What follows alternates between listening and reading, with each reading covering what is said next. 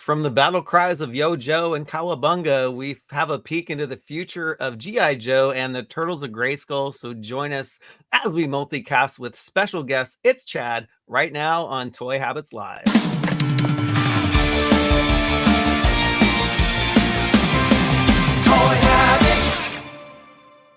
And before we go live, smash that like button, turn on notifications, and subscribe to the channel so you won't miss a beat. Hey everyone, welcome back to Toy Habits. I'm Michael. And I'm the Toy Sorceress, and you're watching Toy Habits Live. How's it going, Michael? Happy Hanukkah to you. Oh, thanks.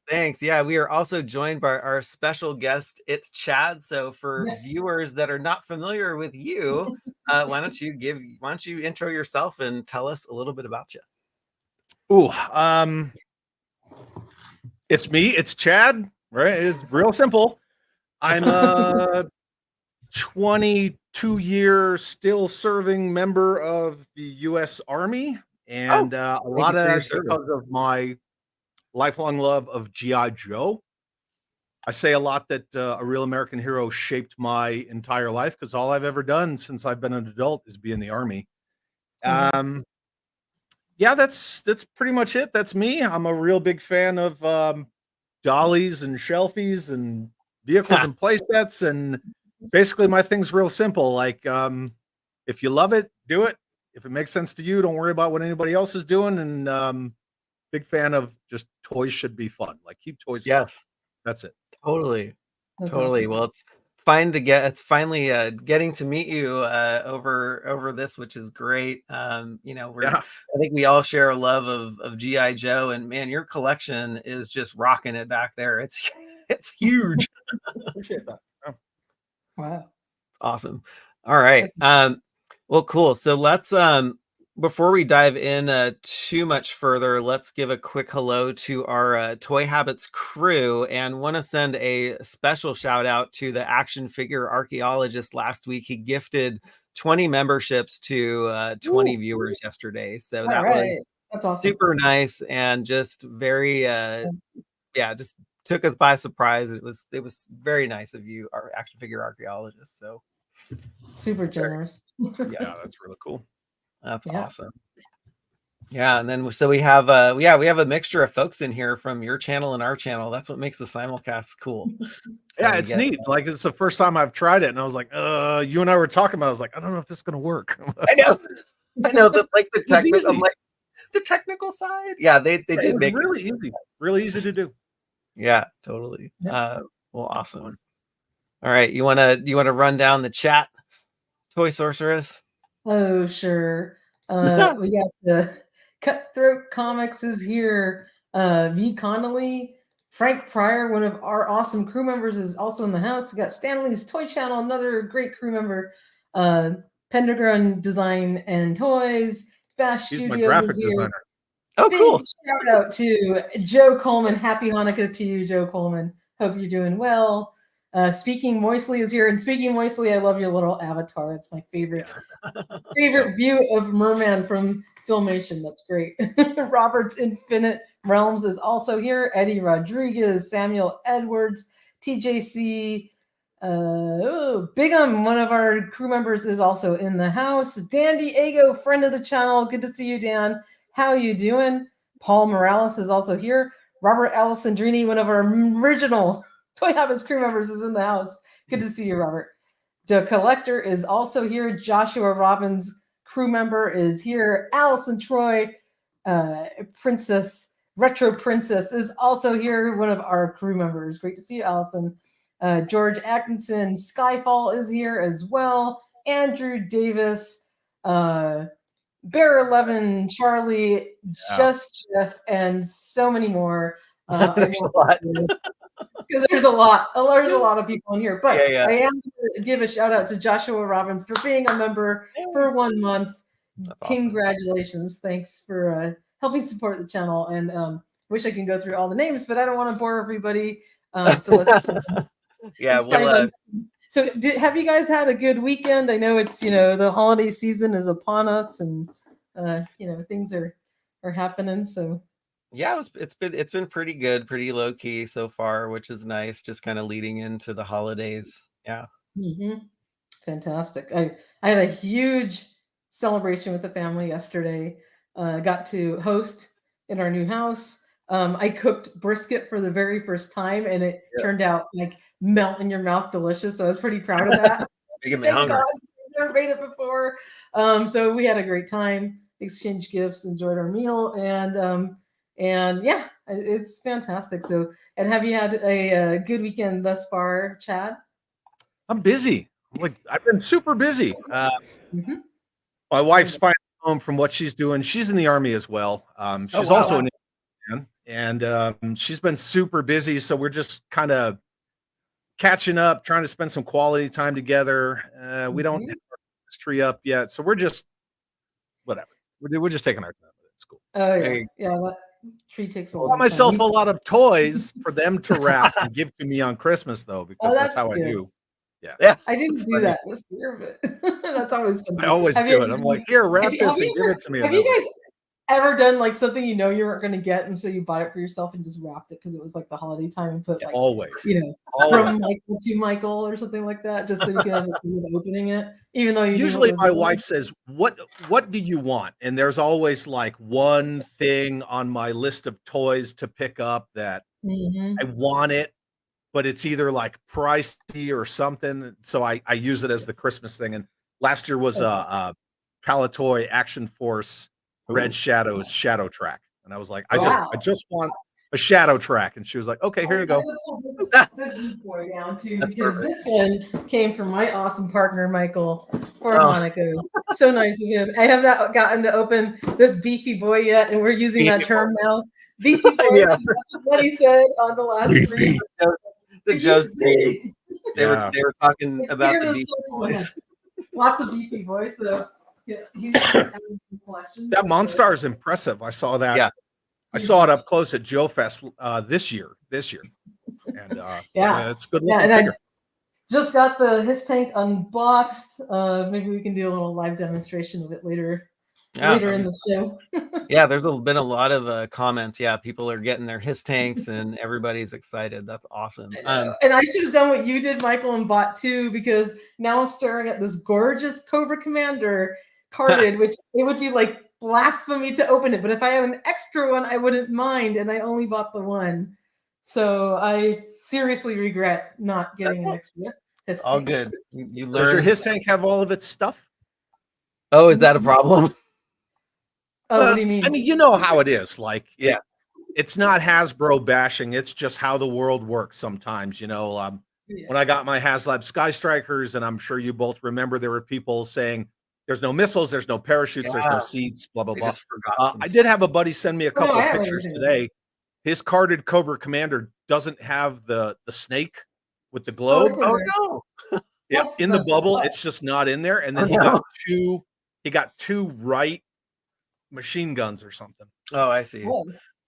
Everything like thankfully, and this little light keeps slipping off. Everything thankfully was in the right place, came with everything it needed to, and those damn headlights are amazing. Nice. Yeah. That's awesome.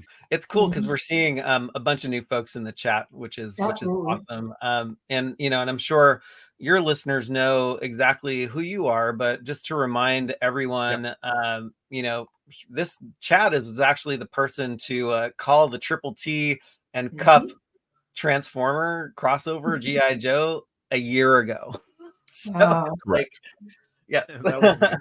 Good call, Chad. Thank you. We won't ask you like how the sausage is made or where your secrets come from, but you were totally on point with that one. Yeah, appreciate it. Yeah, it's cool because it just gives us something to look forward to. Because like I love the 3 3/4 inch line, and so if this was the way that I was going to get my figures, I'm like, so be it. Just keep making them. Absolutely, absolutely. I'm just flashing some of our viewers' comments on the screen as we kind of run through this. But you have a lot of exciting stuff to talk to us about, Chad, don't you? Chad has some juicy gossip to dish. There's some things and stuff. We have him here for a reason, folks. So all of you that are tuning in right now are going to hear some really good stuff. Yeah. So let's get into it. It's exciting. So we did have, all of those amazing pre-orders that dropped this week, and were there a few surprises for you, Michael? I know we had predicted some of those name only reveals as well. Happy to see all of them that dropped. So happy we're finally getting Xandar because Nirana needed her brother. Like that was really cool. So do you want to dive into the juicy gossip, or do you want to kind of recap first what we saw at the fan stream? Let's do the gossip first. Okay. We should dish. But yeah, just want to hear it from the horse's mouth, so to speak. Just around the 3 3/4 inch line, and also some classified series news as well, which was amazing. Absolutely. And then before we dive in, I'm going to give a huge shout out to the Baroness of Toys, awesome crew member, big friend of the channel. Baroness, happy Hanukkah. Hope you are doing well. And I got only 10 minutes late. That's not bad.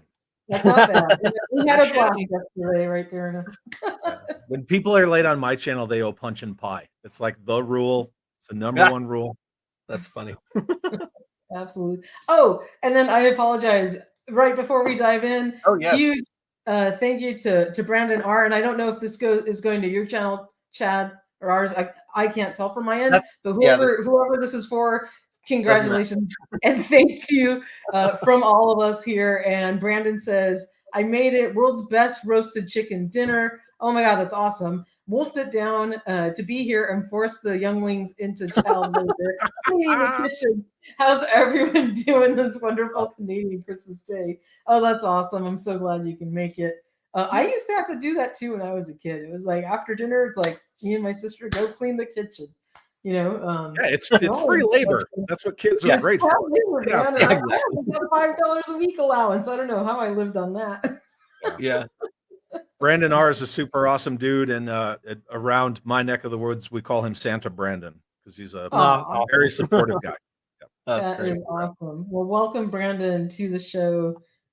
Happy to see you here. So let's start dishing some news. Yeah, Chad. Where do you want to start, and we'll go from there. I don't know. It's a bunch. So, well, I guess a little bit of the backstory on it, and I have my notes. Messenger, right? I have my messenger still up because I knew I was going to get asked about it. About a month ago, I got a message from somebody, and it was kind of a second, third tier order of effect thing. How is my sausage made? You know how my sausage is made, Brian. I got a message from somebody, and it was like the second, third kind of order of effect based off the Triple T Cup deal. And this guy just reached out to me and said, hey, since you know stuff, I'm not really breaking NDA, which I thought was kind of weird. Yeah. And said, are you aware of this? And I was like, no, I was not aware of this. And then it was like, well, how about this? No, I wasn't aware of that. And it just kept coming. Then gates open, right? Right. I'm not that guy. Like I'm not that channel where, I'm all like, oh, I have a scoop. I need to go spill it. I held on to this for weeks and weeks and weeks. I held on to it for a while. I reached out to somebody else who I know, and I don't like to be vague because I think being vague kind of throws up flags, but at the same time, you have to be vague because if you're not, then you expose people. A lot of us, Michael, you and I were talking about this backstage, and me and a bunch of the other people who were here in the chat, especially like Laser Pants from 3POA, we always discuss how it's sort of a known thing that when Hasbro leaks something, they leak it because they want YouTube channels and social media to hype it up. Yeah. Mm-hmm. When you get a leak from Mattel, you get a cease and desist, right? Like there's a difference, right? We were talking about that as well. So yeah, the Hasbro stuff is generally like you get slapped on the wrist, me and Michael. The Hasbro stuff is generally like a 90-10 split. 90% of it is really accurate. The other 10 is either old and squashed, it changed somehow, or it's just we're gonna feel this out. And all of the stuff that I was given, that I talked about in my video, I know what I think is the 10% feel it out part, and I'm sure we'll get to it. But when I was given this information, I know a guy through a guy who works on some stuff, and I said, "Hey, I'm not asking you to break NDA, but if I showed you what I was told, could you give me you're close or you're off? Like, am I hot or am I cold?" Yeah. And I sent it to him, and he said, "You're not off." And Wow. then I didn't do anything with it. I did corroborate it, but I sat on it. I saw the little announcement teaser from Super 7, and I was like, well, it's one of two things, because I know what's coming, but it wasn't supposed to come for like 2 more weeks about his little O-ring thing, which was already known. I mean, look at the images. We already knew it was coming. But I had, oh, look, there's Chaz. Chad, you Hasbro show. Get out of here, buddy. I had Chaz on the other day, and we talked about all this stuff. But we love Chaz. He's awesome. Oh, yeah, he's the best. Shout out to you, Chaz. Yeah. Yeah, the last thing I am is a Hasbro shill, and everybody knows that. Yeah, so it was known that Brian Flynn was going to start making the rounds talking about their O-ring thing, but some of the stuff that I was told was it wasn't so much, hey, Super 7's doing O-ring figures, like, duh, we all knew that. But it was when their contract was changed, what was put in the changes in the contract. And they're fluid. They change all the time, because when I was originally given the information, and I said as much in my video, it was Super 7 is going to do O-rings, and they're going to do O-rings of figures based off of animation. They're strictly left and right limits are still animation, but that even changed, because when Brian Flynn was on Dan Ederle's channel, he even said comics, as did the email that they put out that day. So, things change all the time. But it was also not just figures, but vehicles and play sets. Well, Michael again, can isn't really a shock. Corroborate that story, right, Michael? Yeah. So, and Michael and I, that's when we started talking about it, right? Yeah, we've been sitting on this for like so many months. Yeah, it's so funny, because I think we're in the same situation where we are sitting on stuff for weeks and sometimes months. And I did get some information. It actually was it was corroborated by some of the like tiers from the Mothership. So I said, okay, this person must know what they're talking about. But he was saying to expect land and sea vehicles, in the Super 7 line. And just judging also by the Mothership, they're not afraid to go the playset route as well. So it's everything is open for business now. Yeah, and a lot of it wasn't earth-shattering. When I was getting this stuff, I would ask a couple of open-ended questions, as they're referred to. Does that include Resolute and Renegades? Because that's animation. Yeah. Because you could get a Resolute style Hiss tank, which kind of what the one behind you, Toy Sorceress, looks like, right? If you remember when they invade Springfield and Resolute, they have all like the Sponson missile pods and all that stuff on their Hiss tanks. So I did ask that, and I got the answer unknown at this time. Okay, well, at least I tried. I asked. Yeah. But the rest of it wasn't really all that earth-shattering. Like, oh, they're going to come out with vehicles and playsets. I'm like, I'm staring at one for $500 right there. It's not a shock. They have the Cobra flight pods. You see the Cobra robots. Like, okay. But I'm interested to see them do O-ring versions of the Blind Woodsman and Raven and Snakelings and things like that. Stuff we never saw before. Yeah. Because they're going to be the ones to do it. They're going to be the ones that they're going to drop the Cobra Aspid helicopter and say, look, we finally did it. Hasbro never did it. Boom, there's your Cobra Aspid, and I want it badly. It's interesting because, like, I think from my standpoint, I grew up on the traditional 3 3/4 inch line, and so my affinities to certain figures come from what I played with, what I watched, and I was wondering, like, is Super 7, when they're going to be making these, kind of more deep cut figures, how is that going to resonate with fans, right? who maybe want that traditional 3 3/4 inch line, which I think Hasbro said that they'll probably still continue to do just with their Transformers crossovers, right? Yep. Okay. Yeah, that's how Hasbro is going to continue the classic O-ring design figures, and that's going to be with the crossover set. Yeah. Yeah, I hate that I have to get the O-rings that way, but if they're producing them, I typically I'll get it for the O-ring figure and then just sell the Transformer, but not in the Thunder Machines case. That one's kind of cool. awesome. See, I do it the other way around. Oh, really? Everything that you see back here, like all of my figures that are displayed, they're all 4-inch modern body construction figures. Now, if I get a vehicle or a playset that has an O-ring, pilot, driver, whatever, keel haul with it, they're in the vehicle or they're with the playset somewhere. But other than that, so when I ordered my Soundwave Thunder Machines, I told Chaz the Guru, I was like, hey, when I get them, I'll send you the figures from one of the sets because I never keep them. I just give them away. Oh, that's I did that with one of my Haslab Sky Strikers too. I gave the entire set away on a giveaway stream. Yeah. The other one's still sealed, but but hey, I do want to see them make more stuff because someone on a Reddit post, and I've not sat down and counted it, said that out of all GI Joe lore, comics, Sunbow, Deke, everything you can think of, you put it all together, there's over 700 named characters. Wow. Oh my god. We've never gotten close to that for figures. There's so many characters.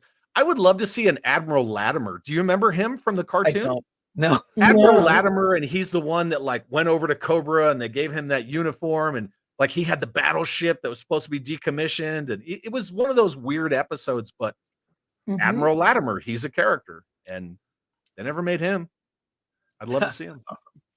That's awesome. And a big shout out and thank you to Justin Booth for your $10 super chat. Super, super generous of you, Justin.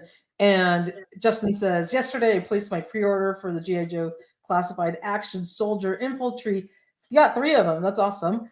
And the retro carded Scarlet, Quick Kick, and Airborne figures, they're still available for pre-order. Yeah, those are awesome figures that came out. I know a couple of our fan channel retailers had that 60th anniversary Action Soldier and Sailor priced at $24.99, and then a few hours later quickly realized their mistake. So hopefully some people were able to take advantage of that. BBTS. Hit that button. I did. I ordered mine, that was nice. It's like what's that Monopoly card, like bank error in your favor? Oh, jeez. It's like, ooh, I bought a couple. Yep. But yeah, those are some great pre-orders that hit, and we'll go through them just in a little bit. Yeah. Cool. The Mothership is interesting. I actually thought that it would have gotten a little bit more traction than it has thus far, because we are a day and 7 hours now left on it. It's not looking too great. What's it at right now, Michael? Is it still about 1,500? Yeah, it's at 50%. Yeah, I think it's at 1,528. And but I mean, it could pull a ghost, right? The ghost funded, but then all the tiers unlocked on that last day, and so maybe we'll get a surprise. Who knows? And I've voiced my opinion on this. I think the playset's incredible, but I think it's all about the price point. At $500 plus shipping and tax, you're almost at what we paid for the Cat Slayer, and that's a much smaller playset. Although incredible and still big in its own right, and comes with a bunch of really cool stuff, it's quite an expensive pill to swallow for a 3 3/4 inch playset at that price. And I understand Super 7's costs and all of that, and I'm sure they're not making a mint on this thing whatsoever. Maybe it's just enough to get this thing over the line so that they can pay for it. But $500 is a lot, and I think it's really the price point that's driving people to not back it. Because I would love to buy this, but I haven't yet. It's too much money. Like right now is a bad time. It's the holidays. You're spending money on holiday gifts. You're trying to get stuff that you can get in hand. things that are, people aren't spending as much money on pre-orders anymore. They're like, I need a gift I can put under the tree, and $500 or $600 on this thing that I'm not going to get for a year is not going to help me right now. So the timing was just off. And then we all just spent, for all you Thundercats fans, you just spent a fortune on the Cat's Lair. And then I'm sure we had a couple Haslabs come up after that as well. So there's just been a lot of, and we had the Dragonfly too. So Yeah, drop the point on that. And the Ghost from Star Wars, that like, yeah, if and you're a everything was all at once. So maybe Super 7 should have waited a few months and done this like after the holidays. And I think they would have done a lot better in terms of getting this thing funded. So who knows? Maybe if it doesn't fund, maybe they'll put a pause on it and maybe reboot it again after the holiday season and see if they can get some more traction. But I just think it's bad timing right now.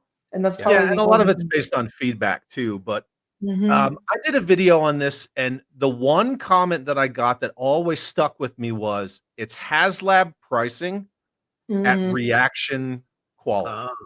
And I was like,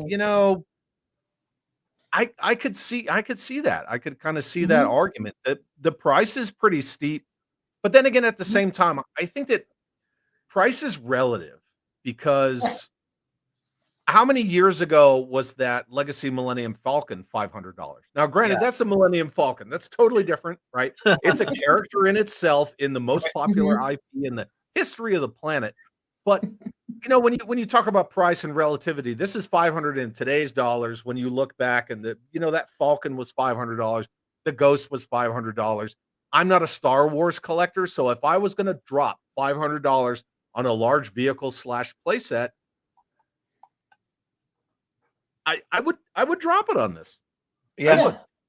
But that's me. Yeah, no, it's and some people are like, oh, you're crazy, and I'm like, my money. Yeah. I think it's great. Like I said, I think it's a matter of timing. We just came off all of these other crowdfund projects, and it's the holidays, and people are feeling the pinch, and you got to spend money on your family, on all these gifts, and it's just like, do they have money for a playset that's coming out in a year from now? I don't know. Obviously, there's not other Haslab projects going on at the moment. I think they did that Ghostbusters one already finished with the yes, that's right.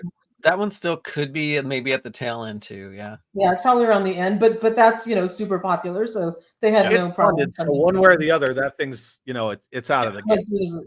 But it just companies, and I know it's fourth quarter and they're trying to make up profits for like the rest of the year and all that kind of stuff. But crowdfunding something around the holidays is not that good of an idea, especially if you think it might be on the edge of not making it over the finish line. So because I wish to see all the success in the world, because I think it's freaking awesome, and I wish I could afford it, but I don't know if it's going to make it. Silver K said Ghostbuster ends tomorrow night. And that's the thing with, pre-orders. You're buying people pre-orders as Christmas presents. It's like the new modern digital version of the Star Wars early bird kit. Yeah, I know. I was going to say. Nothing to show. You're just like, hey, I bought this. Look at the receipt on my phone. A receipt on your phone. Yeah. Happy Merry Christmas. That's funny. But yeah, I wish Super 7 all the the luck in the world with, if this funds, that's great. I'm going to be jumping in, but also the first early bird tier was not enough for me to jump in. Like parachutes, probably not. If they if they made it something else, maybe I would have bit. But like the Cat's Lair had the key to Thundera, which I thought was cool. It was like a 4-inch replica, that had some history to it. But I'm like, 2 parachutes, meh. Well, I mean, the Cat's Lair, like if you want a vintage Cat's Lair, it's $1,200 minimum, and that's not even in great condition. So getting a Super 7 Ultimate size Cat's Lair at half the price with all the incredible things it came with, and if you knew you were going to jump in anyway at some point or another, and if you could afford to make that payment at the beginning of the campaign rather than the end, then you get your key to Thundera. It was a no-brainer. So that makes sense. This is a slightly different story, and and I collect reaction figures, and that, Michael. I collect the GI Joe reaction figures. I collect a lot of the other genres of reaction, But sometimes, especially now that I'm being a little bit more, financially conscious, because I have to be, the reaction figures are they're pricey. And now I find myself kind of being picky and not buying them as much. But I wish that they could have made this playset at a slightly lower price point, maybe like $100 less. If there was anything they could have maybe value engineered to get the price point a little bit lower, maybe not had as many bells and whistles in it, and then maybe more people would have been able to jump in. I don't know. I don't know what their cost model is to build this thing, because it does look, rather expensive. There's a lot of tooling. There's all sorts of, many sides of all those different rooms that need to be tooled and made. So it's much more expensive than, let's say, the Thunder Tank was expensive too, $450. But this thing has so many different like little rooms and pieces and bits and parts, and all of that tooling costs a lot of money. So Yes. that's really what's driving the cost up. And Totally. making the parachute packs a tier unlock when you Yeah, that have was- storage in the back by the ramp that's specific for the parachute packs. Mhm. So you don't get the parachute pack. What do you put in there? Yeah. Yeah. There's nothing to Yeah, put in there then. That wasn't a good move. Yeah. Yeah. I love the Super 7 stuff, so I wish him all the success in the world. This is a It tough kind one. of it kind of amazes me. Like, I know that Hasbro and Mattel, they have huge like market research teams, right, that do all this Mhm. research, and I'm sure that Super 7 has done their research as well. And Yeah. or it's just like, things that Brian once made that haven't been made, which is great. Like, Yeah. this base that shows up in the intro for a few seconds, it crashes and burns, and now it's like Yeah. a super cool And, playset that has the footprint of the ghost. mhm. And I want to point something out to everybody, and I mentioned this on Brick Something stream last weekend, that when we posted about the mothership at San Diego Comic-Con and had all of these images, it was hardly covered by anybody at the convention. Michael, you remember on our website, we had a huge peak, and I think it was the highest viewed article we've ever had on our website. And it was incredible in one day how many people Googled this thing and looked at our article. I'm talking about like 10,000. So not to say that there's not interest in it, because there absolutely was. And that was proof that people were interested in this playset. But that was before all of the details came out of the cost and what was going to be included. But people were excited. So to say that there's not excitement about the mothership is wrong, because there's absolute excitement out there. So you just got to attribute it to cost at this point, right? Yeah. Yeah.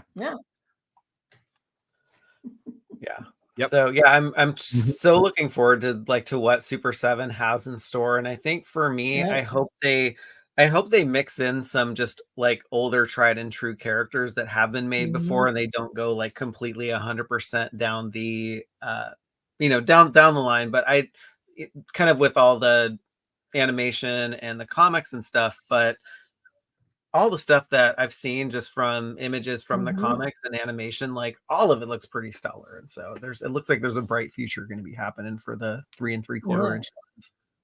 Yeah. And they'll put out those characters, in little plastic dolly form that people have never had that they want. They'll do a Don Moreno, maybe they'll do a Serpentor Khan. Like, who knows how deep into the comics they're going to go? Like, you can literally just grab an issue and flip through it and be like, nobody did that. And then just make it. Well, we got some characters coming to Reaction, right? That was Yeah. leaked as part of the next wave. Oh yeah. Yeah. Like, as soon as I saw that Adam Rich's art for the Blind Woodsman and his dog sled team, I'm like, come on. Nobody ever did that before. It's cool. Yeah.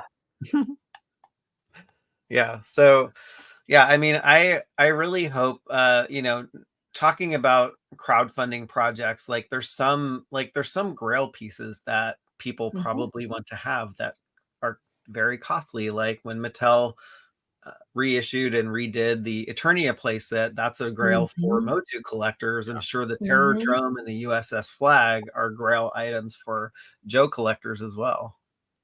Yeah. Absolutely. Allison Troy agrees too. She's excited about it, as am I, but I can't afford it right now. And a lot of people are out on our same boat. And I love Yeah. Super 7 stuff. I buy so many of their products. So it pains me to see that this thing isn't doing better than it is, you know? Yeah. Yeah. Yeah. And that's the thing, like most people in the toy community, I'm not the biggest fan of the word community, but Oh you my know, God, it is I what just it got is. this one. Yeah, there you go. This is a Chase Varanus figure. You know, they come out with those figures at Target that they don't announce.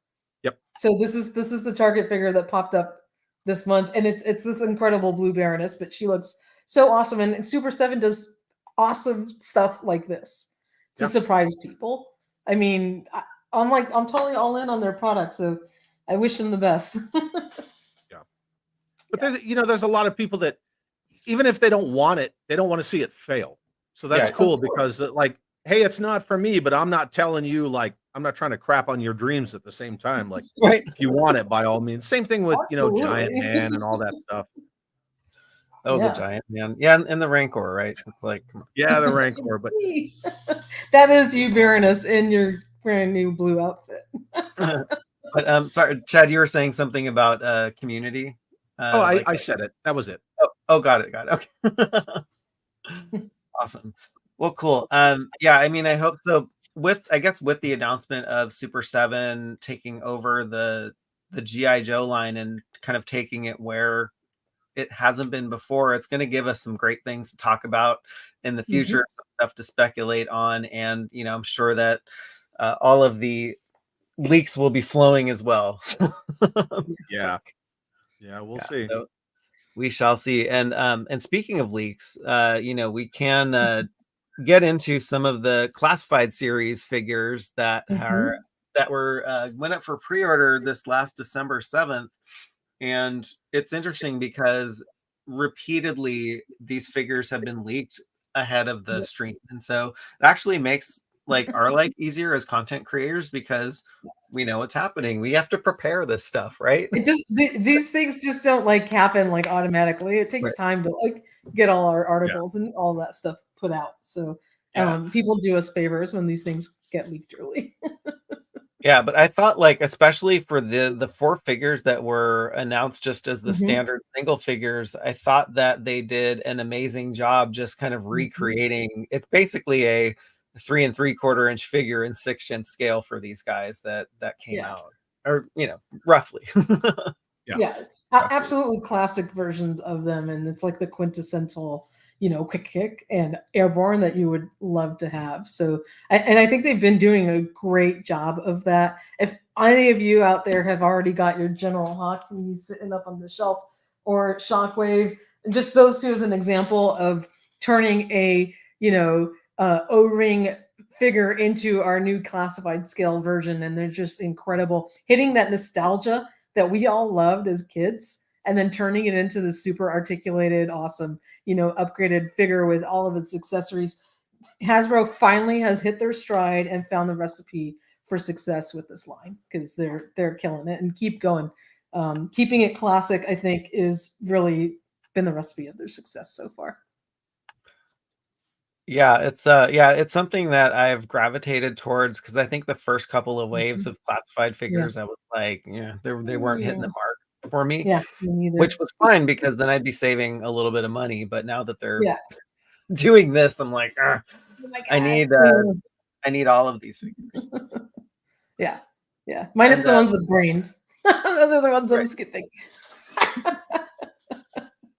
That's awesome. Yeah, these look great, and can't wait for them to come out. I think these are scheduled to be released in the early spring, if I'm not mistaken. Yeah, and Chad, okay, so you're a 3 3/4 inch collector. I guess what do you think of the the classified series when they're doing stuff like this? You can give it to us straight. It's on a personal level, because I don't ever talk classified stuff. I don't do it. Personally, just me, my opinion, and I hate that you have to segue with that. You have to say, this is my disclaimer. This is my personal opinion. It feels like grave robbing to me. Oh, It's just stuff I've already got. Yeah. I think it's Yeah. cool for people who never got into GI Joe, or they're just 6-inch toy collectors of the modern what's new, what can I find at Target, what's flashy and right now. I think that's neat, but at the same time, like, I've got Airborne, I've got Quick Kick, I've got Flight Pods, I've got Hiss Tanks, Right. got all of it.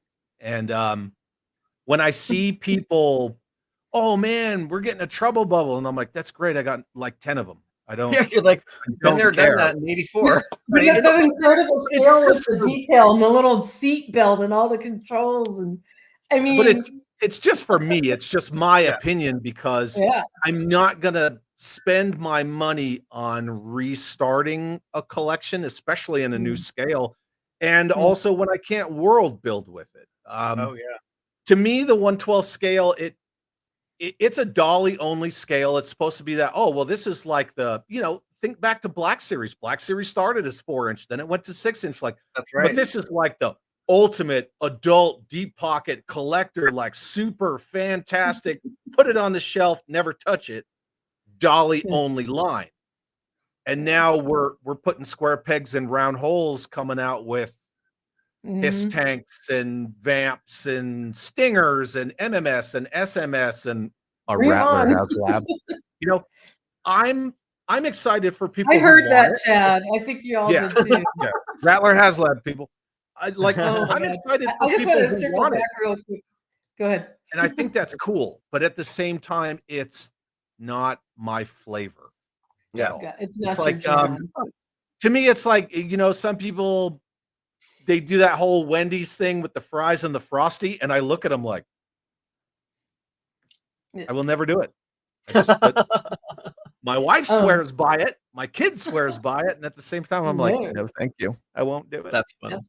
Absolutely Yeah, I not. just I stay away from it because I have my opinions. And you know how it is in the modern age, when people don't like your opinions, you're a hater, or you're this or you're that. And I'm none of that, because I'm not trying to be a joy thief when people like the stuff.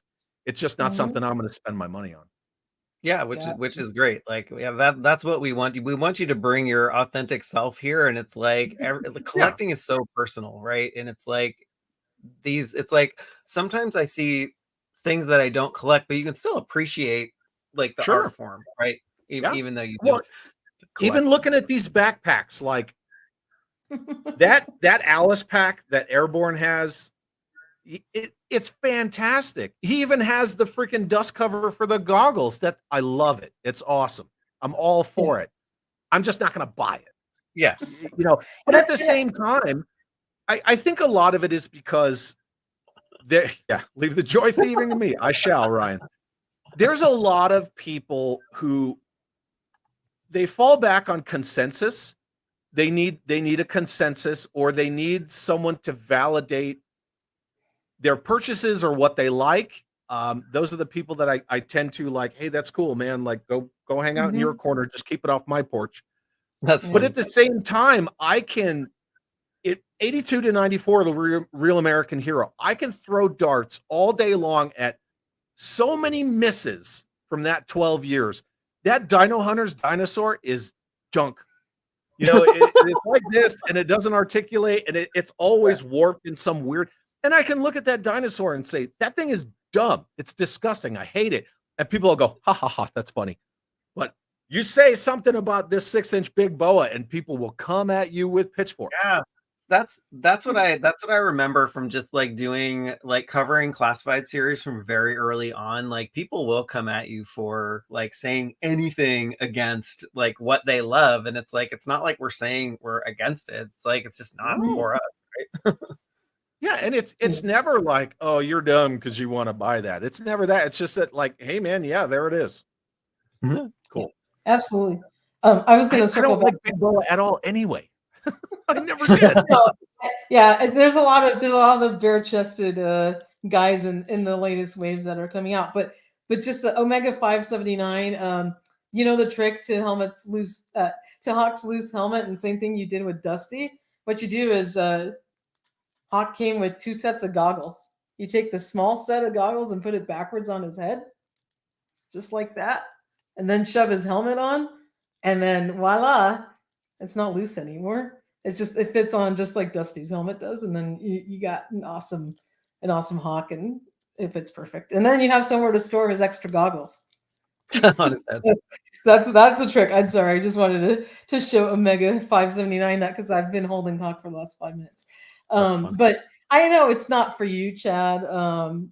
You know, to each his own. Everybody has different things they love to collect, and but there are a lot of fans out there of the classified series line, and there's a reason that it's been so successful for Hasbro, and they've been, you know, kind of hitting it out of the park with all their latest releases.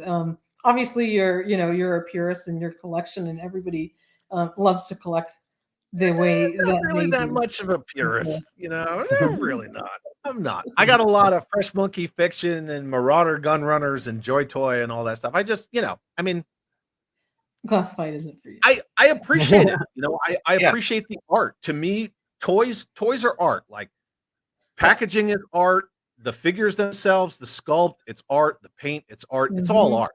And one of my big things has always been like, I'll get something that's beat up and I'll restore it and I'll love it and I'll care for it, because I have always believed that we are stewards of these pieces of art, because one day we won't be here and all these little plastic shelfies got to go somewhere. So, but until that day, like, we're the stewards of them. We're you know, to take care of them and things like that. And I appreciate it for the art. It's just not something for the art, exactly, because when were you ever going to get, you know, a version of Hawk? Your 3 3/4 inch version of Hawk would never have these incredible details on his flight jacket with, you know, it looks like worn leather and his little medals, and you can see like the, you know, the patches on his arms. I mean, to me, this is art as well. I love vintage toys. I've got a huge vintage toy collection. But to get to see kind of like the ultimate version in a really functional, good figure that works, and it's not like a little statue. It's not ultra fragile like some of the larger scale figures are. You can still play with it and pose it and take some cool pictures. But I think they're doing a really good job. And yeah, I get that the scale isn't for you, Chad.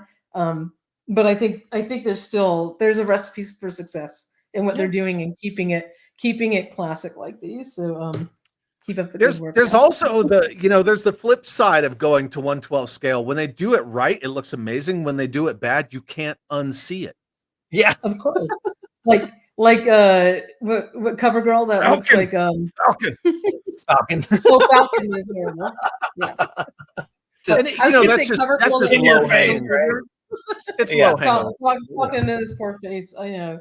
But I found if you took a little rubbing alcohol and take some of the color off his lips, he doesn't look so bad. Yeah, it's funny because I was actually gonna pass on these guys because I'm like, I don't really have an affinity for them. But then when Entertainment Earth and Big Bad Toy Store had the oopsie in pricing, I was like, I want that recon diver just for that submersible. I'm like, that's a really cool thing. That's awesome. I'm just saying, you put Shipwreck's head on that Action Sailor Recon Diver, whatever, you got Shipwreck version 2. Yeah, that's right. Well, you know that the Action Sailor is going to be hitting my swimming pool. That's right. That's right. But yeah, I mean, these ones really call out to me just because of the relationship to the 3 3/4 inch line.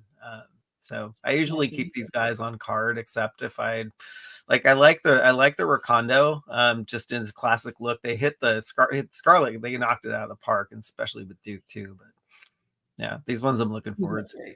I like the fact that Scarlet has just enough updates. Yeah, and they were thoughtful enough to give her like an action ponytail, so that's why she has the swappable one. Yeah. So it goes over her backpack and it looks like she's like running or whatever. You can get that cool like pose that she's so known for. That mold was free thanks to Glenda and the Dragonfly. Right. Absolutely. Which I backed. And we knew she was coming. We absolutely knew she was coming. But everyone knew she was coming anyway. And as soon as they showed Glenda, I was like, Oh yeah. There it is. Oh. We're getting started. And you know, they course corrected. This is no longer retailer exclusive. Walmart. I'm not going to name names, so you're not going to get a taco in the mail anymore or a wonton made out of your card backs, which is awesome. And they thickened the card back as well. So happy to see that you can actually keep this on card if you want to, or you know, or order two and open one up and enjoy it. But these look incredible, and I think they're doing a really great job. Yeah. I like the scale of these ones just because the card art is beautiful, and I love the vintage card art too. And so if this is the way that I can get it, you know, not for an arm and a leg, I'll be for it. It's like they need to bring back the white piping though. I mean, that's the one thing that's missing on it, because I'm sure this little added bit just makes it right. Yeah. I'm sure Super 7 will take care of that, right? I'm sure they will. That's cool. But yeah, I mean, hopefully everybody didn't like break the bank again. And like, I forget, last year, did they release so many figures last year, like all at once for pre-order? In December? Yeah, I'm thinking like, are they doing this for like Q4 earnings? just like boost them up a little bit, but I don't know. It was a lot. And just for a fan stream, because this was just like a kind of, you know, hey, we're doing an extra fan stream at the end of the year type they thing. Dropped a whole ton of product. Nine like figures and 4 name only reveals. That was a lot. But you know, this version of Duke, which looks awesome, his face sculpt is fantastic. It's like the version of Duke you've always wanted. If you collect, I'll put a pin in that chat. If you collect the scale of figures, I think he looks great. Still looks great. He's got the XMLR14. He looks good. I'm all for it. I love that you know all of the names for these weapons, because I have no idea what they are. And thank you for your and your wife's service. Like I really mean that. Thanks. We appreciate it. But yeah, so yeah, there's a lot of GI Joe like stuff coming. You know, for 2024 and 2025, right? So you know, we have you were also, I think, one of the people to also, I'm trying to just pull this up, saying these bad boys are coming to a 6-inch classified scale, which is fancy. That's like music to a classified series, folks. I'm really glad that, I think you were saying that you don't really cover that much classified series stuff, and now I know why. But I'm glad that you shared this information with us, because I think from your track record, like to us, you are a reliable source. So absolutely.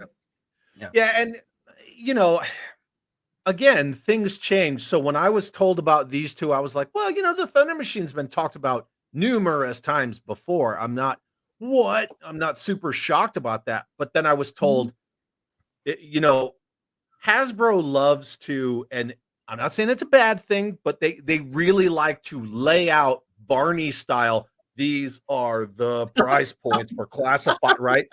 I watched one stream, which I rarely ever do, and they spent so much of it talking about, well, let's talk about the new price point structure. Oh my gosh. Yes. God, we're talking like three different price points for like 3 different scaled figures. It's like, come on. But when, you know, when that source came to me or whatever and said, but it's going to be a new price point that's going to be one higher than the Vamp, the Stinger. Shut up. Wait, you just said it. Well, we all knew it was coming, right? Come on, it's a repaint. They got to get their money out of the mold for the Vamp. Exactly. But you know, so you have that $100 price point that's pretty much locked in for a you Vamp heard it here on Toy Habits. Chad. It's Chad. Stinger, and then classified series. And then another price point for vehicles in this wheelbase, if you want to call it that, right? A little bit larger, because the Snowcat is significantly larger than a Vamp. Yeah. And I've also noticed, Michael and I were talking about this backstage, there's a lot of people who collect this line that they either their spatial awareness has gone away, or they don't have these toys to know, you know, because I've seen people like, oh yeah, Snowcat's not much bigger than a Vamp. And I'm like, dude, it's like twice the size of it. Like, but you know, like it's a big vehicle. Yeah. Thunder Machine, not so much, but yeah, the Snowcat is. But these two will fall into that higher price point. And again, You know, if it's $30 off, whatever, because it's a price range. Yeah. So, Who cares, right? Yeah. Yeah. I think the main thing is like looking forward to stuff that we like to collect, and I would especially love to see a Thunder Machine. And I could also see this being a Haslab because there's so many more Dreadnoks than there are just presented in the like Sunbow lore, right? You know, you go to the comics, you go to you know other sources, there are so many more. And so like I think a great thing would be to like fill the party van, you know, with Dreadnoks so they can all ride around in this awesome ride. Absolutely. Clint, these will not be $100. No, absolutely. I'm thinking maybe 129. I was told 150 to 200. Other people are saying like 125 to 150, and I'm like, it still hits 150 actually. Right. But the cool thing about doing the Snowcat, you can do a Tiger Force version. You can even do that Cobra Basilisk. You sky's the limit with it. Have at it. Make a nice Force. Like I'm so surprised that we haven't got our like 4th or 5th repaint of the Ram Cycle from Classified series. So it's like, you know, that Dreadnought version is coming at some point, right? I would like to see them do a Silver Mirage. Ooh, that would be I neat. love the Silver Mirage. I mean, it's notorious that if you like breathe in its direction, something's going to fall apart. Yeah, I had one. I had one that fell apart as well. I got a couple, and out of those, I made one that's good to go. Yeah, I'd like to see them do a Silver Mirage. I appreciate the immaculate detail in the 6-inch vehicles. I think they killed it with the Vamp. And I really like that His tank too. If they had done interchangeable cockpits in the His tank like Skeletron did with their RoboSkull Mark II, I'd have bought it. Oh, definitely bought it. But what I'm not going to do is buy this expensive like boutique item and take a freaking Dremel to it. I'm not going to do that. People are like, "Well, you build you customize quite a bit, right?" I do, yeah. Which is cool. Like we love customizers because we often feature those in lieu of actual pictures. But have you seen what Ramen Toy is doing with their modular stuff? I think that's awesome. Like that is the way to do it. You get basically 3 vehicles in one. You get a Wolverine. It's a bridge layer. It's a Wolverine. It's a whatever you want. That. Yeah, it's like brilliant. Did you know he's doing 1/18 scale stuff? No. He's gonna do V. That's great. Yeah. Because awesome. every time I see Ace, I'm like, "What's up, man? Where's my 1/18 scale stuff?" And he's like, "It's coming. Don't worry about it." Okay. Well, good. Yeah, they do great work, so I'm excited. Oh yeah. So, that is awesome. Anything else to cover, Joe, related before we move on to the mashup that people either love or hate? Well, let's see. So MMS, Stinger, Ferret, Triple T, the price point, talked about that. No relative time frames. I was told 3rd quarter 2024 for the Snowcat. Again, right? Subject to change. Yeah. The only other thing was, and this is the 10%, that they're looking to revive the 4-inch modern construction Joes using a figure subscription service. That's the one thing that I was like, that sounds like they're feeling it out. Yeah, but I would. Do you think there's room for that though in the market right now? Yeah, with so many look at Star Wars, right? Yeah. So if you look at Star Wars as the roadmap, and let's be real, Star Wars isn't doing that great because Hasbro doesn't dictate what comes out for Star Wars. Disney dictates to Hasbro what comes out for Star Wars. So you get the Holdos and the Rose Ticos and all the peg warmers. It is what it is. No love for Lando. So you have the retro 5 POA Star Wars, you have the vintage collection Star Wars, you have the Black Series Star Wars. You have 3 different types. Yep. Super 7's doing O-rings. All the risk is on them, no risk on Hasbro, and they still get their cheddar. You have Haya doing 4-inch modern construction Joes that they I was going to ask you, how is Haya doing at $25? They can only sell them in Asian markets though, and they can't $25 each, the same price as a classified figure. Well, actually, I'm not look getting at the classified figures in our market. They're the same price. Right, but The point is, Haya can only sell those Joes in Asian markets. That's why you can't go on Entertainment Earth, Amazon, Big Bad Toy Store, Gotcha. places where you find other Haya stuff. Like if you want a RoboCop Ed 209, go get it. Right? It's everywhere to be found. I've got this sucker, right? So I got this from Haya Toys, and this Aliens APC is out of this world amazing. That's awesome. You're not going to see Haya make Joe stuff like this because they can't. And the reason they can't is because all this stuff is tied together.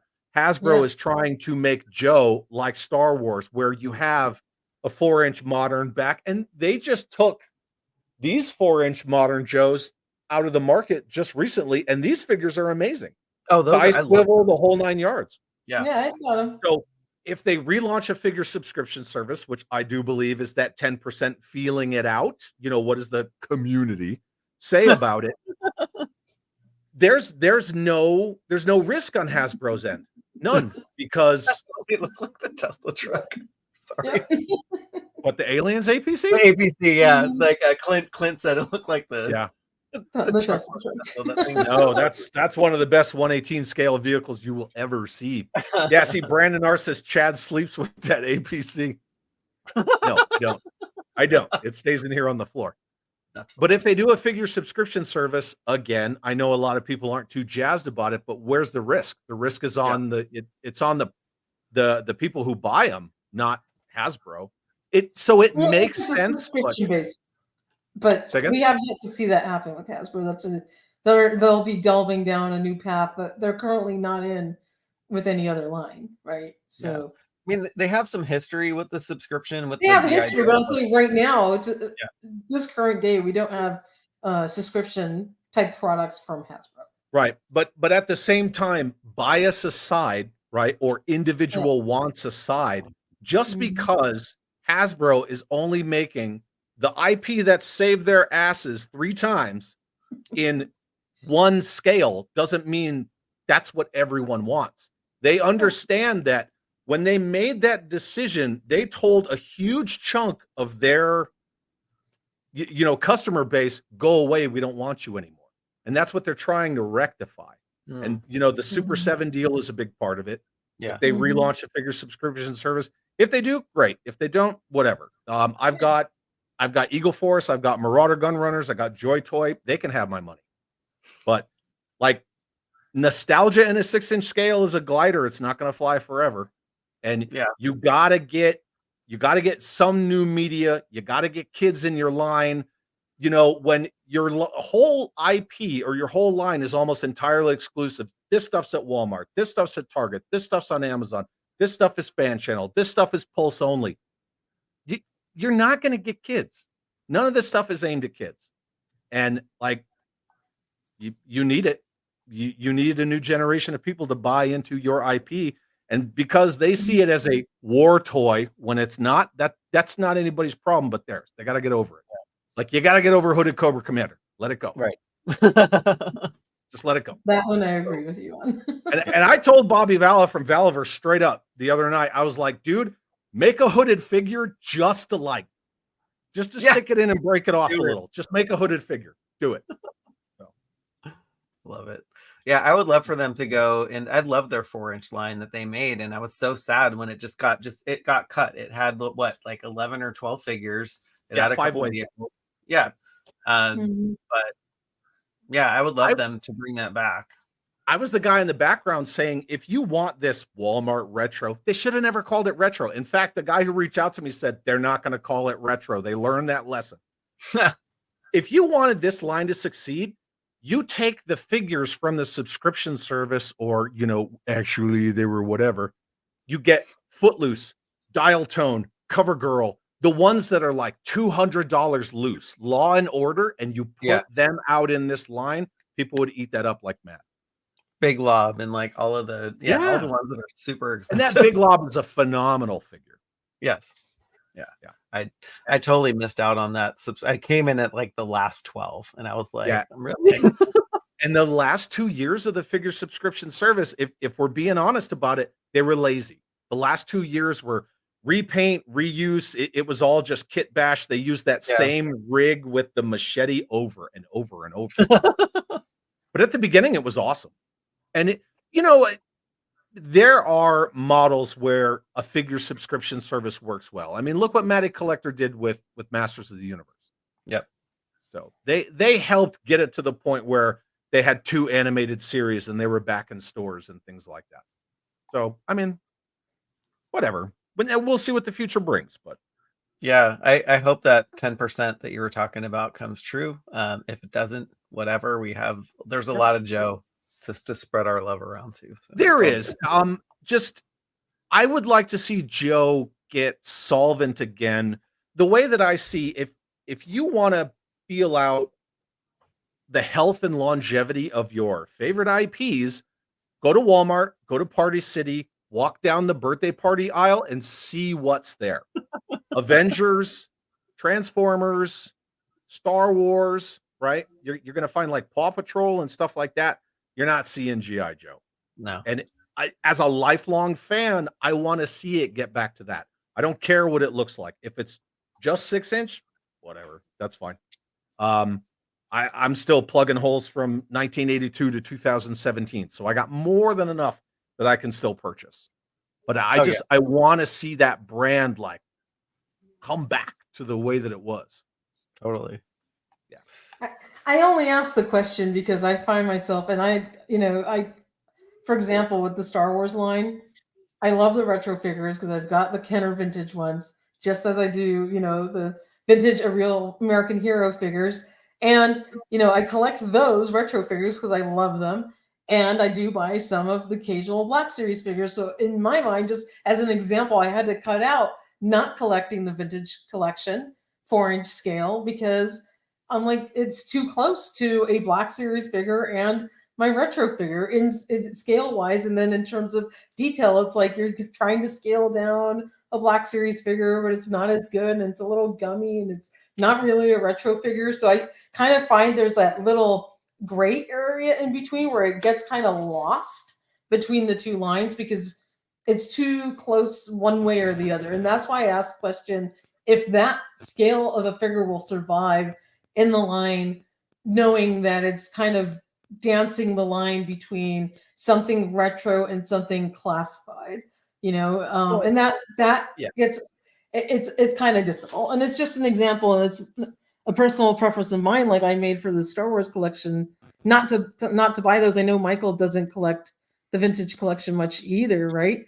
You're a little less on that one too.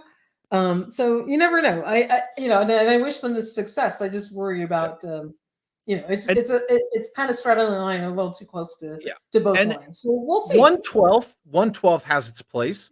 118 has its place. 16 still has its place too. But the 118 scale will never die. It will never go away.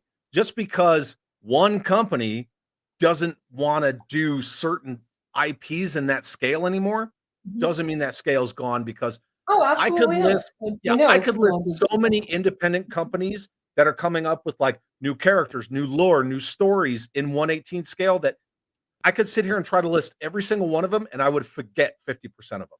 And when you go to Joe Fest, there's no Hasbro presence at Joe Fest. Nobody cares. Nobody notices because, whatever. They're doing San Diego Comic-Con and that's fine. But the scale will never go away. You can walk down any aisle in Walmart and I made a custom Cobra Missile Command headquarters out of a freaking Kids Connection playset, and I love it. I love it to death. But that's awesome. You can find all sorts of crazy stuff. Yeah. And speaking of crazy things, we have the into the mashup of the century.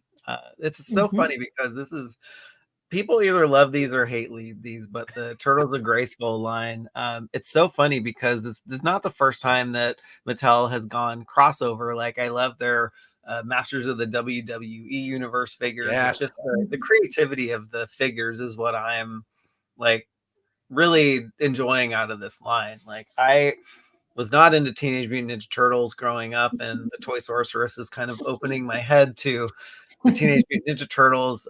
So I have accepted them into my world, and I'm really excited. In a big way, right? Yeah. Yeah. Like going deep on the Super 7 Ultimates TMNT figures and trying to catch up is expensive, but they were half off thanks to Big Bad Toy Store. So it helped. Yeah. So, I like happy talking Hanukkah to this you. kind of stuff because I have no emotional investment in either of these IPs. I was in a Masters in 81 when I was a kid, but once Joe came around, everything else it stayed in my toy box, but it wasn't as important. Yeah. I never liked the Turtles, still to this day, but I appreciate it as a unique IP. And I think these two coming together, I can look at it from the sidelines and go, yeah, it's pretty fun, and I can just appreciate it for what it is, but I'm not going to get worked up about it. That's for sure. Yeah, it's funny because I never thought I would like these at all, but once we got past the early images of them and Let's saw not go back there.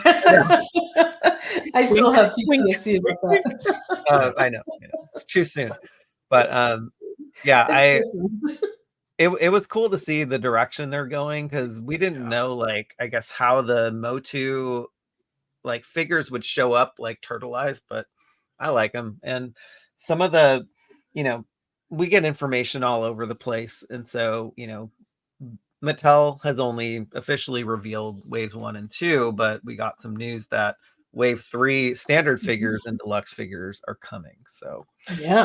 which is great because everybody was like, where's Michelangelo? Because that was the only turtle that was missing from the line. Yeah, you got to get the fourth brother, and he's in freaking battle armor gear with a blonde wig or blonde hair, so he's absolutely, channeling battle armor He-Man. And he looks really cool. Do you think he's going to have his battle armor action feature in his chest that flips? I probably not. I think so. I think he will, just because they have it tooled already for battle. But I guess what we're seeing too is they're using, they're not reusing a lot of parts from Motu in these figures. So I would love for them to make that action feature. I love just spinning it around. Oh, I know, it's fun to just play with, but where where does the wig come from? Like, what is up with that? Is like Michelangelo's personality, does that kind of go with his persona, like the wig? Or no, it doesn't. He's like, pizza eating, skateboarding, fun kind of surfer dude, and it doesn't really go with him, but it's kind of funny. I don't know, maybe they just he's kind of the dude bro. Oh, okay. For them. Hey bro. Right. That's funny.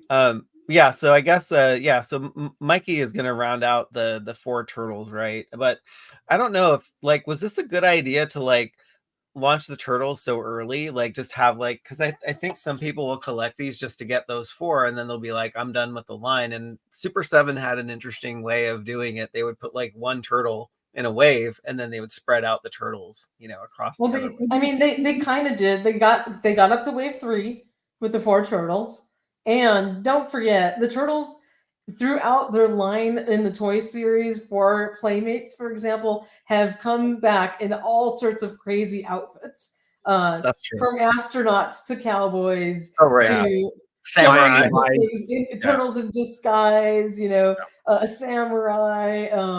The turtles come back in so many iterations, so I wouldn't worry about it. I think the turtles are going to be the version of, He-Man and Skeletor that we get like 10 different versions of. Right. Okay. They're just going to keep dressing them in different outfits, and we won't have our shortage of turtles. So you'll get like Thunder Punch Michelangelo and Terror Claws. And, exactly. There we go. Yeah, you know enough, Chad, that you can. Yeah, you like I'm just scratching the surface with this stuff, and you probably know more about the turtles than I do at this point, but that's just and that's kind of one of those things. Just because I'm, and I don't want to say it's a factual statement to say I'm just a Joe guy, but Joe is my big passion. But I know stuff, I still know things.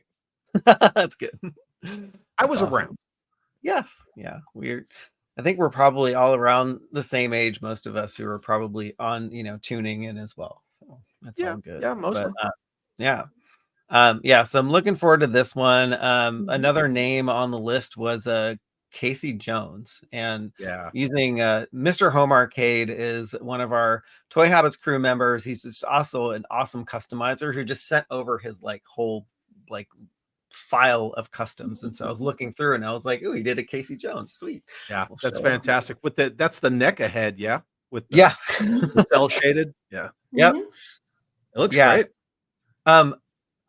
Toy Sorceress, what kind of role did Casey Jones play in the turtle? He was kind of like an ally of the Turtles, sort of like an independent guy, but he came and helped battle against Shredder and the Foot Clan. So I see. Okay. Yeah. So he'll be on the good guy team. He'll be one of the heroic warriors. I'm sure of it. And we knew, he was on that promo poster, but knowing now that he is officially going to be part of, well, I'm saying officially in quotes are official, right. part of Wave 3 is really awesome. I can't wait to see how they motuize Casey Jones. So yeah, I like the way Mr. Home Arcade did it.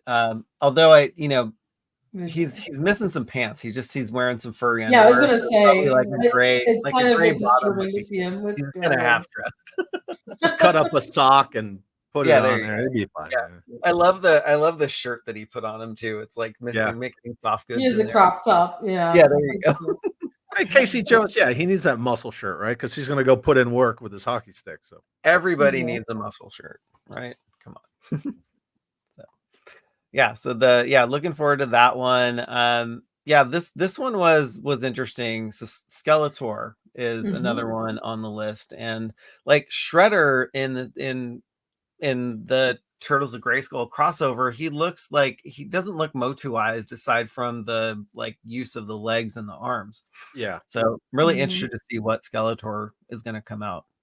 Yeah, and he was in the mini comic that came out with the first wave, but he looked like he was in his normal appearance. I'm sure they're going to turtleize him in some manner. And then the question is, what kind of head is Skeletor going to come with? Is he going to have the articulated jaw? Is he going to have his open mouth design? Is he going to have kind of the classic look? Or are they going to tool up a whole new face sculpt for him? So that's going to be an exciting thing to see what they do to Skeletor, but very cool that he is coming in Wave 3.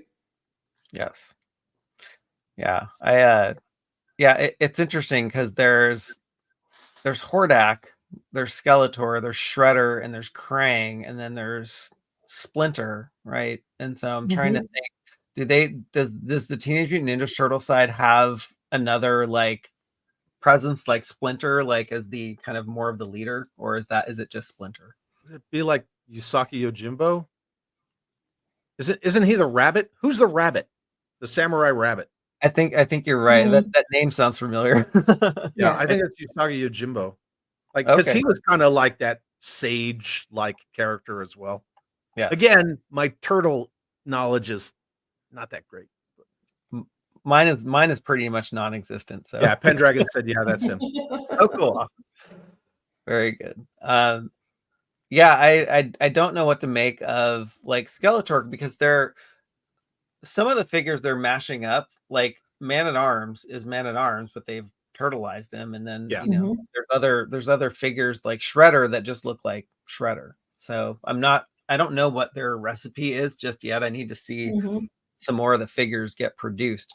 But the next one on the list was Teela, which is interesting because we have a couple versions of Teela in the Origins line, and she's just clad in so much armor. Like, I can't wait to see what her figure comes out like.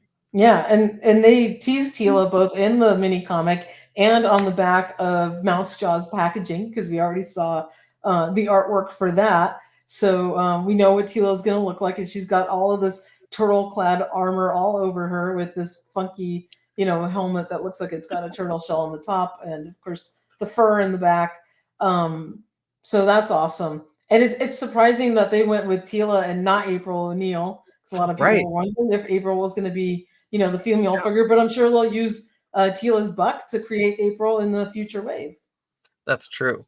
Because a lot of times April was kind of like the oracle to the Ninja Turtles, where she would tell them like, "Oh, hey, this is going on," because I'm a news reporter and I know stuff, and then they would go take care of it. So yeah, I like that. she's very intricate in the whole Teenage Mutant Ninja Turtle lore. To not have her, oh, I'm sure she'll be coming to the line. yeah, for sure. Yeah, most definitely. Yeah, Tila was also teased on one of the card arts too, and I think Well, that's what I said. Mouse Jaws card art. Yep. Yeah. So from that standpoint, we know like if something shows up on the card art, it's pretty much guaranteed to come. Oh yeah, which reminds me, I forget. Yeah, there was the that Shredder slime pit thing is probably it's most likely going to be happening because we've heard some rumblings of a photo that was passed around and now it is non-existent. So yeah, we didn't see weird. Yeah, how does that happen? It doesn't make you talk about it less, right? It reinforces. Hey, that's we called it when we saw it on the back of one of the card back arts. I forget exactly whose package that was on the back of one of the single carded Wave 1 figures. I think it's clear as day that you see the slime pit on there. So yeah, it's coming. Yes, sure. But we got to get one in the Motu line, even though this one's got like it's kind of techno-dromed out. We're gonna have to get a regular one as well. Yeah, I hope so. Yeah, it's just smart. It sounds fun. It is, yeah. It is fun the way they're doing this line, and if you look at it that way and enjoy it that way, that's great. Yeah. So the single carded whatever standard wave, Casey Jones, Tila, Skeletor, and I knew I'm missing one. Like I don't need to go back. Michelangelo, thank you. Sorry, that's okay. My goldfish brain is acting up. But ask me like what I did 10 years ago to the day, I could totally tell you like it was. It's funny because he shares your name partially. I do, yeah, it's funny. It is.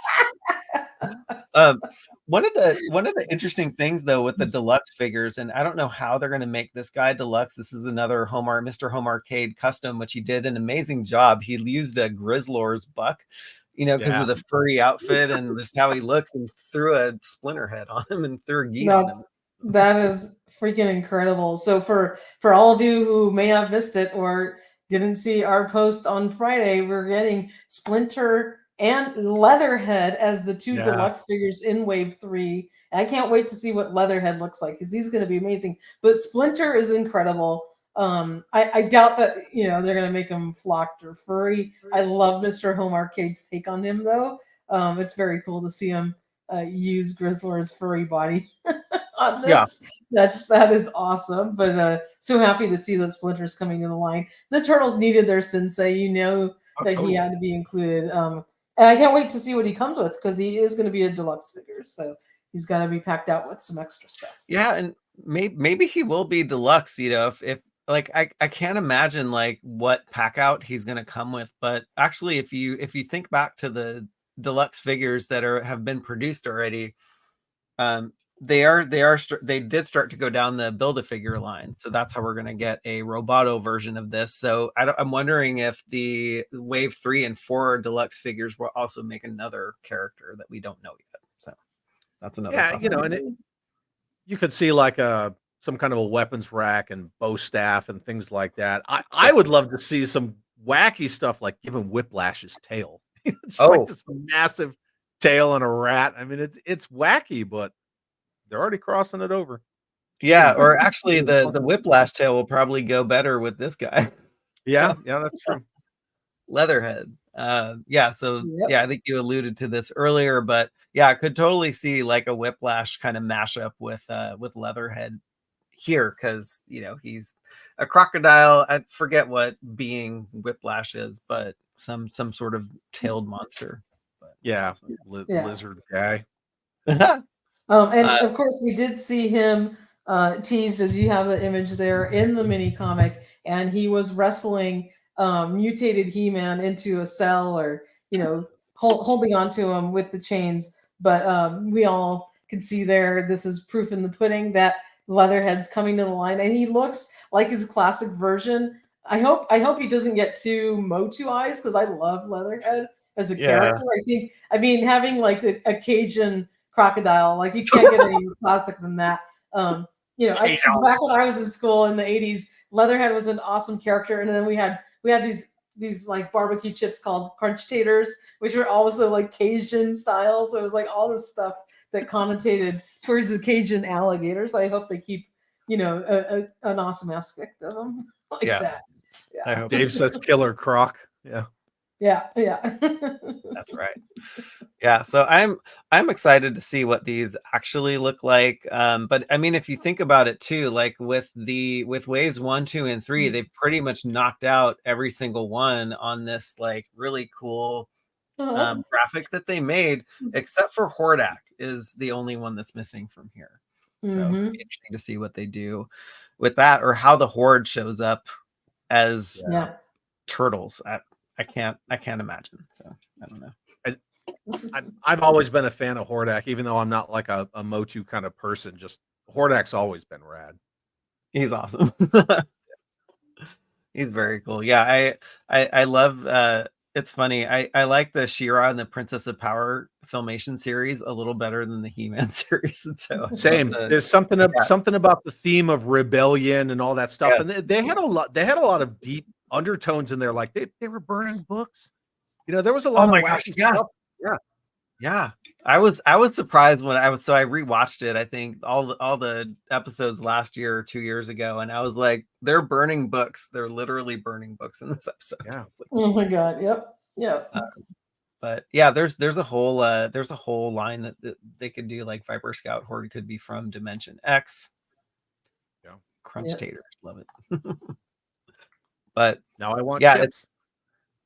It's really interesting because like they've kind of burned through this graphic really fast, and so I'm wondering what the next one looks like. But I guess they wouldn't tease out too much information to us, past the first 3 waves. Right. That's what they do. I think what's going to happen is so around the March timeframe of each year, Mattel just drops all of these product on us. It's like it's March, and then the next time they come around is around Comic-Con, where you see a whole bunch of figures. And so we recently we're told that the Masterverse Wave 13 assortment, and so I think this is probably stuff that we're going to see come March, right? We'll see it in figure form up for pre-order probably sometime in mid-year probably. So this is looking very long into the future, kind of like the classified series and stuff. Yeah, it's a good point that Eric P makes. That stuff just writes itself, like Snake Man. Done. Oh, absolutely. Oh yeah, totally.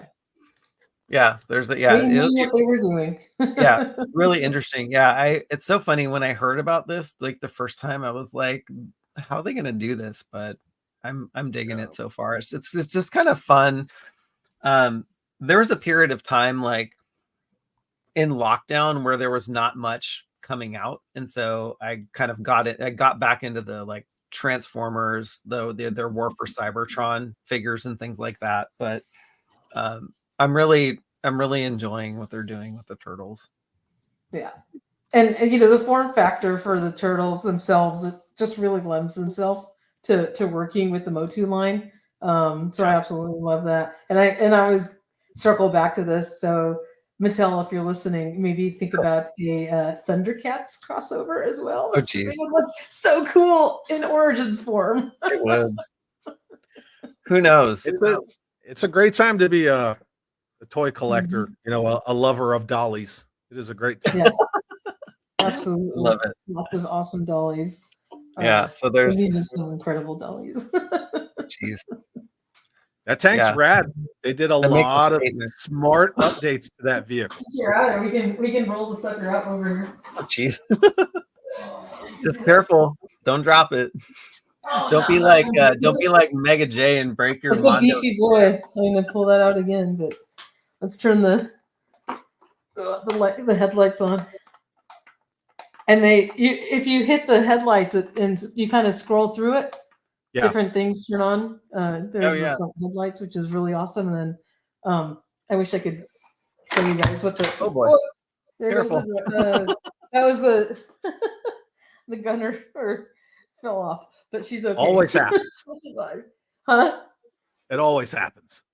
Yeah. She's okay. The gunner made it. She's in one piece. That's but this awesome. this thing's incredible. The detail in here is just amazing. Let's see if I can actually grab my camera and show you guys like the lit cockpit, the seat belt, which is really cool. I'm gonna attempt to pull this around, and let me set my camera down for a second so I can open up the back of this sucker. Come on. Came just in time for Hanukkah too. I know. My husband didn't even know. He's like, what's this heavy box that came? And I was like, I don't know. and Jollies. I saw the Hasbro logo on it. And I was like, oh, I know what it is. So let's go ahead and take a look at the back. Inside, you can see the gunner seat right there. Oh, that's cool. Cobra logo. And then the lights turned on a second ago, and then they flipped off. So I don't know what that's about, but it does light up back here. Yeah. And then you can see the back tail lights, which look incredible. And then this guy is hanging out. But what I was also going to show you, and let me set down my camera for a second so I don't drop this thing. Oh, that's funny. It's something like triggers the lights inside. I wanted to also show you guys the detail on the chin guns, like just the paint applications on this. It's kind of hard to see, but do you see the kind of the colors on that, which are just incredible, the way that they're painted, and also these top guns over here, like they have some amazing paint applications on them. And then just this cockpit is just so exquisite. It's incredible. Wow. All the detail they put on the figures. If you guys have one of these coming, like, it is amazing. And then you've got the little gull wing. Yeah, the gull wing cockpit update was really smart. That and the awesome. Ladders. Yeah. Does that jump seat in the back? I don't know. Maybe that's just mine. See how it kind of stays open a little bit. Michael, check yours if it does that. But okay. I forget. Does Chad was asking if the jump seat folds up, or does it move up or down in the back? Yeah, I'll take a look in a sec. Let's see. Oh yeah, it does. Okay. This thing gets heavy in your hand after a couple of minutes. So let's see if I can turn the camera the right way, and then you can see that this thing moves up and down. Oh, okay, cool. Yeah, it slides up and down, and it does light up. I don't know what triggers. You see that? It's lit up right there. So once you get to a certain point with the landing, then the light like flips off, but it's turned on right now. So that's really cool. And then you can store all your weapons and stuff on all of these little pegs inside there as well. So it's pretty nice. And then you got a whole slew of decals, so you can customize it. And oh my God, this thing's super heavy.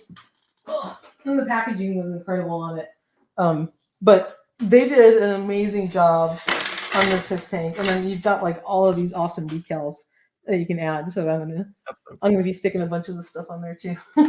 Ironically, that's the shirt that I'm wearing, but I didn't buy one. But I still love the, I mean, they took the Cobra Moray and they kind of made it work with the HISS, but that's cool. It's super cool. I love the Moray. I love the logo design. Yeah. All the stuff is awesome. Yeah.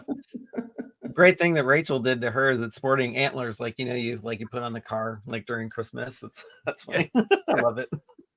Jim Largo said this HISS would have totally sold out at retail. Didn't they discuss doing down the line like a stripped down, no lights, no sponson missile pods, maybe a different version at retail?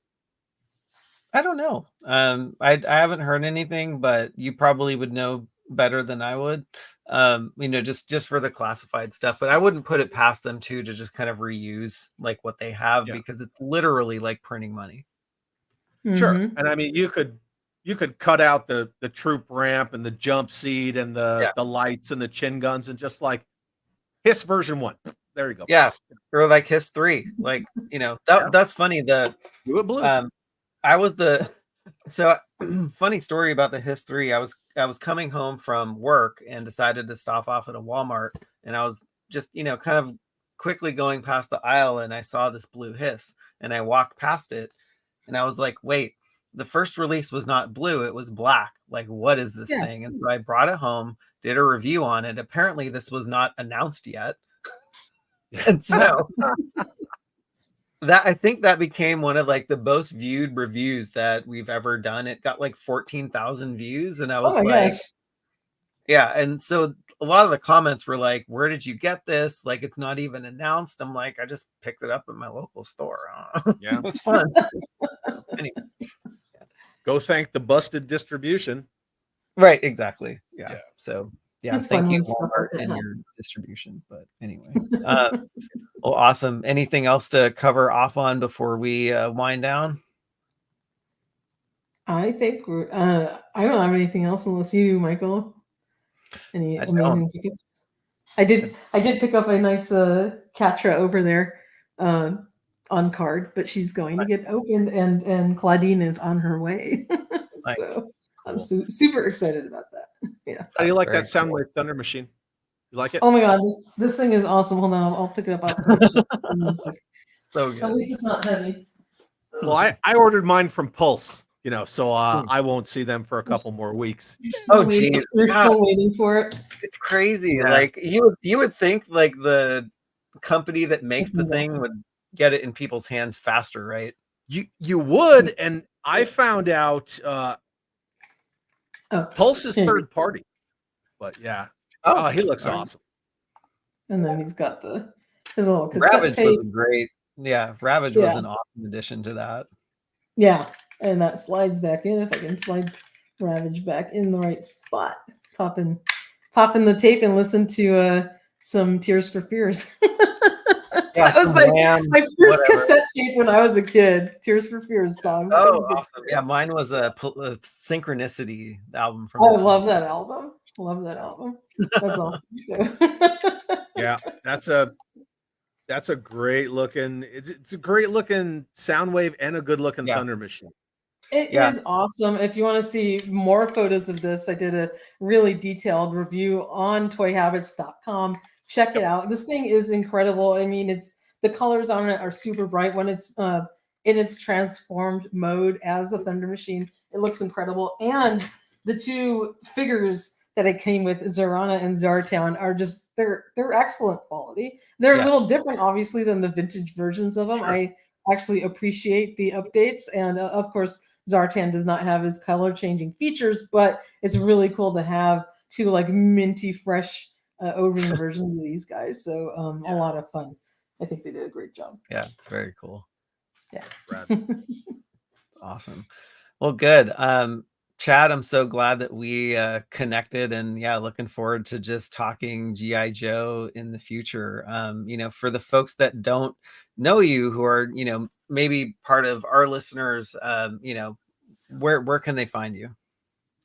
You just find me right there. You know, it's just youtube.com. It's Chad. I do live streams every Wednesday and Sunday, right at 7 p.m. Eastern, and that's why we kind of linked up our streams, and it worked out for everybody. I generally just have a guest on or something like that, and we just talk dollies. You know, what do you love? What you pick up? You know, just talk some fun. I do all sorts of stuff. I build a lot of customs. I do videos on that. Sometimes I do news. I don't really do reviews or unboxings, but there are times that I will. I unbox this awesome Cobra detonator and a 1994 blockbuster. I did that. Restorations, things like that, but generally just you know, all things for the love of GI Joe. And my Instagram's the same. It's Chad, and you know, that's I love it. That's what I do. I do dollies. It's been fun having you on, Chad. Yeah, I appreciate it. Keep dishing to us because we love hearing the news. Yeah, we like to keep the info flowing. Yeah, we like to amplify news, and so it doesn't matter where it's coming from or who it is, but it's just fun to talk about. So and I appreciate it. I appreciate everybody that you know, I don't necessarily want to say was supportive, but maybe receptive of it, because I was I was very concerned about even doing that. I'm not like a, hey, it's breaking news, blah. You know, I'm not that kind of guy or channel. Well, but That's what it's you got not us my for. deal. Yeah, exactly. And it's not my thing. And Yeah. I didn't know. I talked to some friends, you know, other YouTubers and things like that. And I'm like, you know, what should I do? And they were like, man, just do it. Just drop it. Just do it. Yeah. And I did. But you know, a year ago when I talked about that Triple T thing after the Soundwave Thunder Machine was announced, I was like, oh, hey, there's also this. And people were like, you're lying, you're stupid. Oh I hate that. Yeah. And I'm like, I do this for fun. Right. Like this is it's my escapism from my military career and all that stuff. Like I just come out here and I'm like, yeah, look at this cheap dolly I got. but when people start getting ugly, I tend to be like, yeah, I'm just gonna back away because I don't like drama. When people bring it to my porch, I'll give it to them with both barrels, but at the same time, I'm not a fan, you know? Yeah.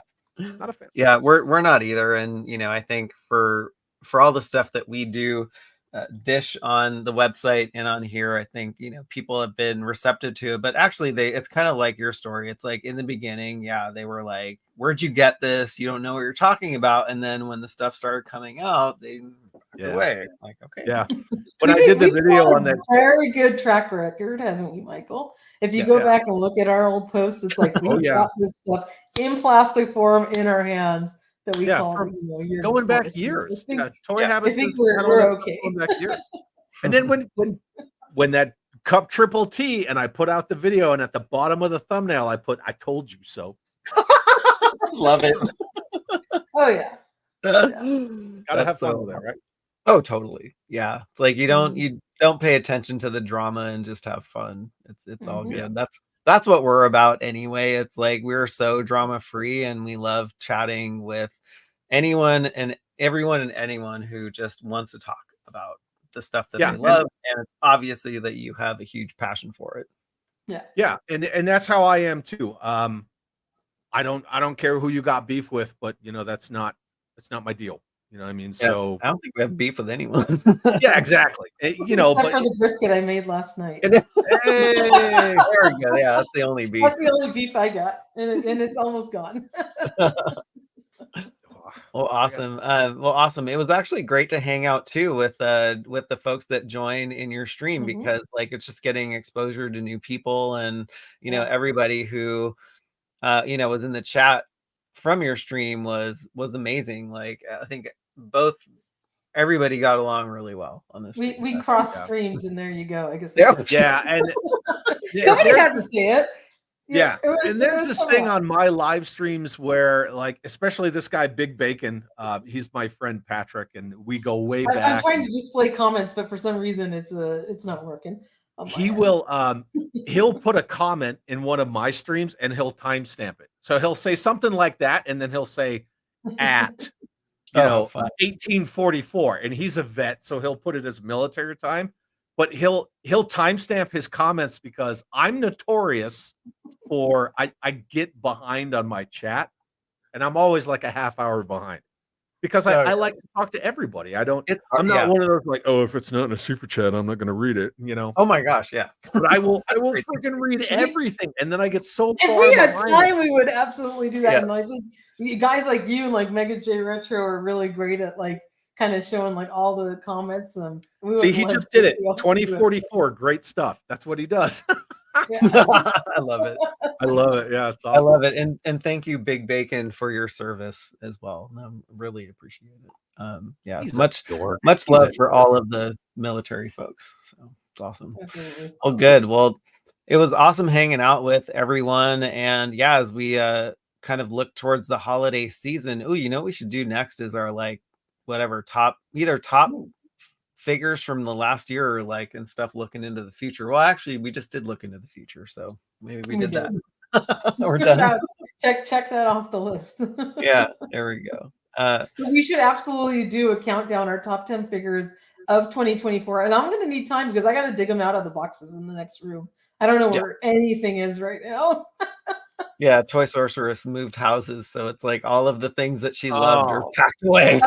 That's why you saw me setting stuff up behind me. I've been taking shelves down, putting shelves up, moving stuff around, and everything's still in boxes because I'm still and you're just like the house. the toy room is Army not PCS'd us. They PCS'd us only like 4 hours. It was just like we were 4 hours down south, and they PCS'd us up here. It took me 5 months to get this room done, and I would come in here every day, and I'd be like, I guess I gotta put low light on the shelf. And then I got work, we got a kid, we got this, we got real life stuff. Exactly. And I'm like, no, I gotta devote an hour to my dollies. Let me go put this guy on his spot. I can't have time to. I don't even have shelving yet, Chad. So that's why I haven't unpacked anything. I'm trying to get the rest of my house like livable and set up. I don't have shelving yet, and so that's why everything's still. Yeah. I was out here worrying more about my dollies, and my wife's like, "Are we gonna unpack the kitchen?" I'm like, "No." Yeah, I know, right?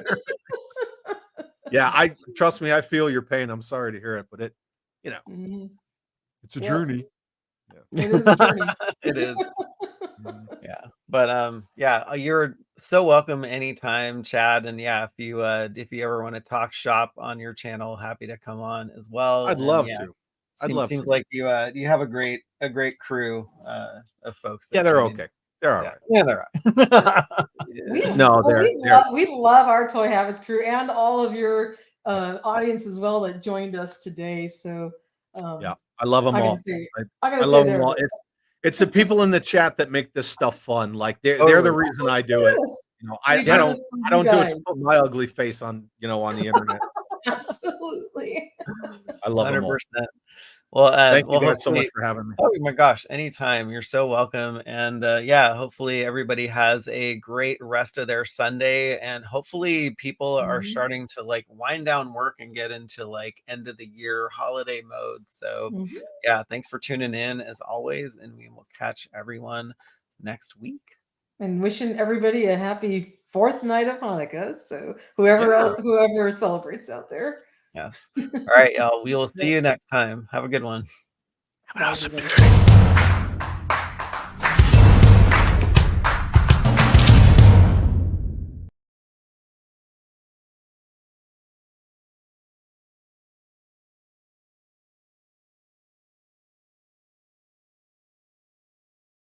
That was so much fun. That was fantastic. Thank you guys for having me. Guys, I think we're still on. What did you say? What did you say? Did you unstream, Michael? What's that?